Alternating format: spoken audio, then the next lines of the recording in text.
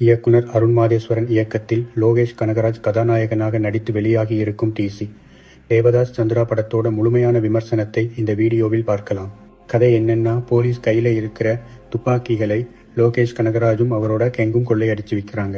அப்படி செட்டில் ஆகி எவ்ரியா இருக்கிறப்ப ஒரு பையனோட படிப்புக்காக வச்சிருந்த 17 லட்சத்துக்காக ஒரு போலீஸ் அதிகாரி அந்த தந்தையை கொன்னு புதர்ல வீசியது தெரிய வருது.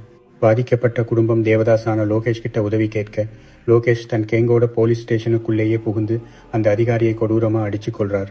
அப்புறம் தப்பிக்கிறதுக்காக சென்னைக்கு போறாங்க. அங்கே பாடகியான சஞ்சனா கிருஷ்ணமூர்த்தி மேல லோகேஷுக்கு ஈர்ப்பு வர சில நாள் அங்கே தங்குறாங்க. ஆனா தேடி வர்ற போலீஸால் பெரிய பிரச்சனை நடக்குது. லோகேஷ் மாட்டிக்கிறார்.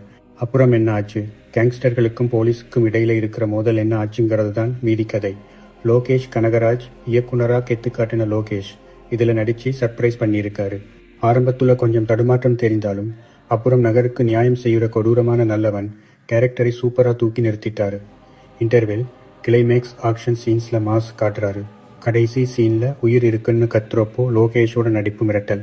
வாமிகா கவி, சஞ்சனா 2 பேரையும் இயக்குனர் ரொம்ப அழகா காட்டியிருக்காரு.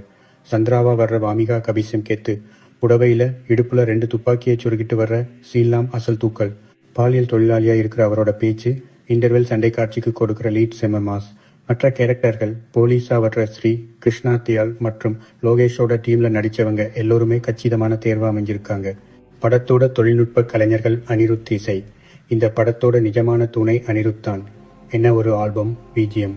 இன்டர்வெல் சீன்ல லோகேஷ் மாடிப்படி ஏறும்போது தொடங்குற பிஜிஎம் அடுத்த 10 நிமிஷத்துக்கு தியேட்டரையே அலற வைக்குது. டைட்டில் கார்ல இருந்தே மியூசிக் தெரிக்குது. அனிருத் இல்லனா படத்துல பாதி பலம் போயிருக்கும். ஒளிப்பதிவு, எடிட்டிங், முகேஷ் ஜியின் க்ளோஸ் அப் ஷாட்களும் லைட்டிங்கும் செம விஷுவல் எக்ஸ்பீரியன்ஸ் தருது. ஜிகே பிரசன்னாவின் நான் லீனியர் எடிட்டிங் கேட் கதையை தொய்வில்லாம நகர்த்துது.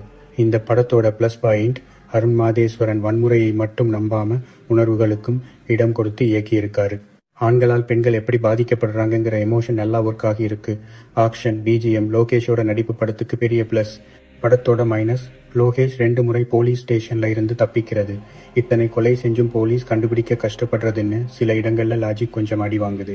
மொத்தத்துல லாஜிக் மீறல்களை பெருசா கண்டுக்காம பார்த்தா ரத்தம் தெறிக்க தெறிக்க ஆக்ஷன் பிரியர்களுக்கு டிசி ஒரு தரமான தியேட்டர் எக்ஸ்பீரியன்ஸ். இந்த படத்தோட ரேட்டிங் 5க்கு 3.2.